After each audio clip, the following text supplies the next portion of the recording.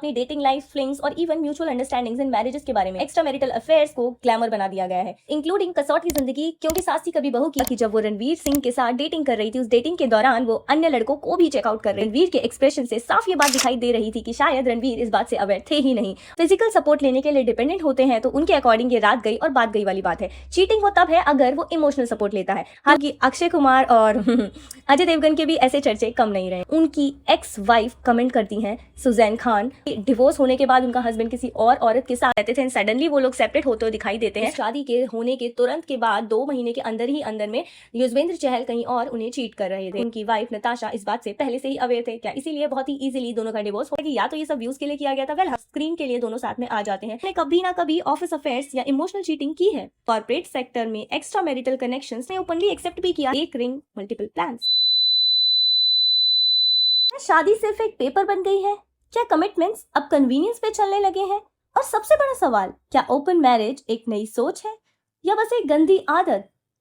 आज हम बात करने वाले हैं ओपन मैरिज जैसे डर्टी कल्चर के बारे में, जो कि हमने वेस्टर्न कंट्रीज से अडेप्ट किया है। एंड इन दिनों ये बहुत ही ज्यादा एविडेंट हो रहा है, स्पेशली इंडियन सेलिब्रिटीज में।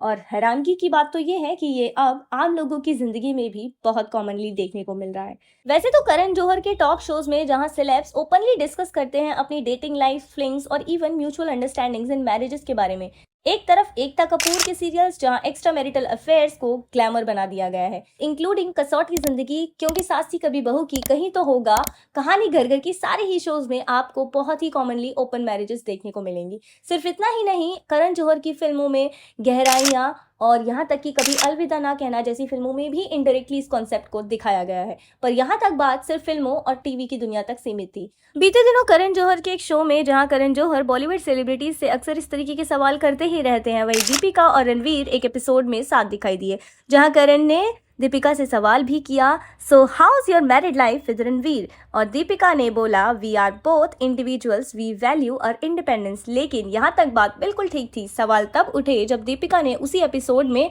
करण जौहर को ये जवाब दिया कि जब वो रणवीर सिंह के साथ डेटिंग कर रही थी, उस डेटिंग के दौरान वो अन्य लड़कों को भी चेकआउट कर रही थी। और ये बात सुनकर फैंस को तकलीफ तब पहुंची जब रणवीर के एक्सप्रेशन से साफ ये बात दिखाई दे रही थी कि शायद रणवीर इस बात से अवेयर थे ही नहीं और आज तक रणवीर को ये बात नहीं पता थी। ये उनकी पर्सनल लाइफ है, हम इस पर कोई जजमेंट नहीं दे सकते। लेकिन कहीं ना कहीं क्या दीपिका इसी इंडिपेंडेंस की बात कर रही थी? एक OTT शो है जहां पर हाल ही में एक बहुत ही बड़ी कंट्रोवर्सी क्रिएट हुई है, जहां पर काजोल और डिम्पल कपाड़िया का स्टेटमेंट था कि रात गई बात गई। ये जो रेफरेंस था, इसका जो कॉन्टेक्स्ट था वो सिंपल था कि अगर आप शादी के अलावा किसी पर फिजिकल सपोर्ट लेने के लिए डिपेंडेंट होते हैं तो उनके अकॉर्डिंग ये रात गई और बात गई वाली बात है। चीटिंग वो तब है अगर वो इमोशनल सपोर्ट लेता है। हालांकि लोगों ने जानवी कपूर को इस चीज़ के लिए काफ़ी अप्रिशिएट भी किया है, क्योंकि जानवी ने इस बात को पूरी तरीके से खारिज किया है और वो इस बात के बिल्कुल भी सपोर्ट में नहीं थी। For a minute I will also appreciate Janhvi for that. मुझे नहीं मालूम कि और काजोल किस रेफरेंस में ये बात कह रही थी, बट चीटिंग तो चीटिंग है, चाहे वो इमोशनल हो या वो फिजिकल हो।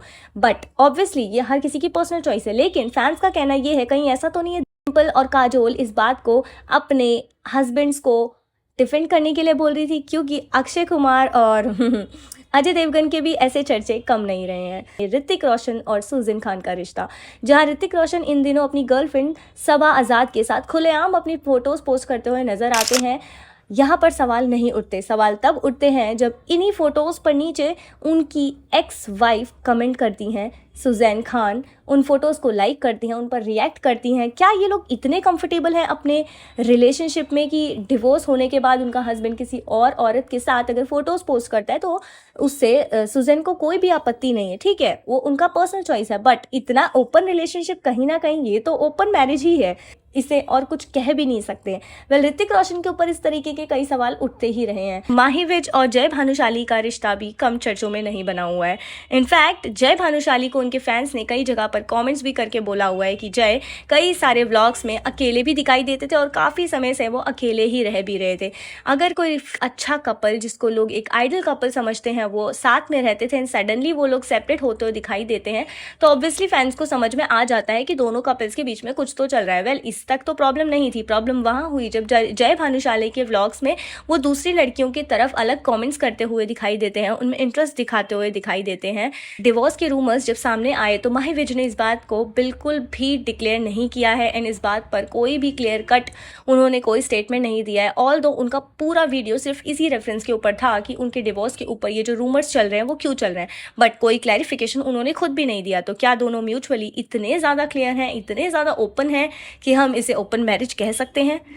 क्रिकेटर युजवेंद्र चहल और उनकी वाइफ धनश्री वर्मा, जो कि एक यूट्यूबर और साथ ही एक बहुत ही अच्छी कोरियोग्राफर भी रह चुकी हैं, हाल ही में उन्होंने एक शो में पार्टिसिपेट किया था, राइज एंड फॉल, जो कि अभी ख़त्म भी हुआ है रिसेंटली। उसी शो में खुद धनश्री वर्मा ने इस बात को एक्सेप्ट किया है कि जब उनकी शादी हुई थी, उस शादी के होने के तुरंत के बाद 2 महीने के अंदर ही अंदर में युजवेंद्र चहल कहीं और उन्हें चीट कर रहे थे, और इसका एविडेंस आजकल आरजे महवाश के साथ उनकी फ़ोटोज़ भी हैं।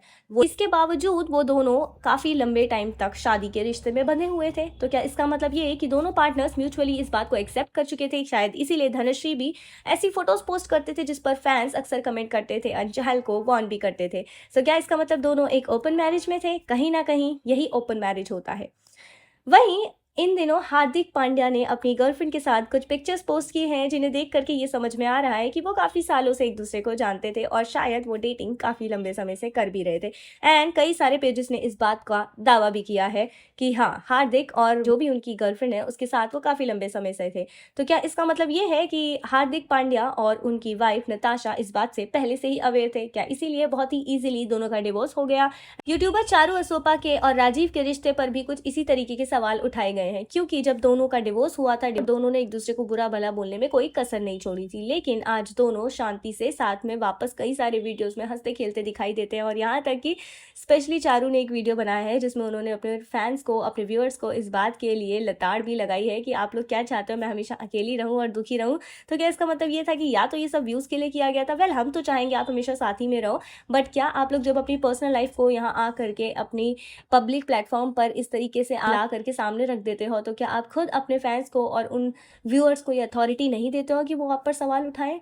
तो मुझे लगता है कहीं ना कहीं इतना सब कुछ होने के बावजूद दोनों साथ में हैं और स्क्रीन के लिए दोनों साथ में आ जाते हैं। परेशानी की बात तो ये है कि अब ये सब सिर्फ सेलिब्रिटीज तक ही नहीं बल्कि आम लोगों तक भी आ चुका है। आम लोगों की जिंदगी में भी इसका प्रभाव देखने को मिलता है। अरे भाई, कॉर्पोरेट ऑफिसेस आजकल सिर्फ डेडलाइन और प्रेजेंटेशन के लिए नहीं, सीक्रेट रिलेशनशिप्स के लिए भी मशहूर हो गए हैं। एक सर्वे बाय ग्लीडिंग ऐप 2024 के मुताबिक इंडिया के 43% मैरिड प्रोफेशनल से इस बात को एक्सेप्ट किया है कि उन्होंने कभी ना कभी ऑफिस अफेयर्स या इमोशनल चीटिंग की है।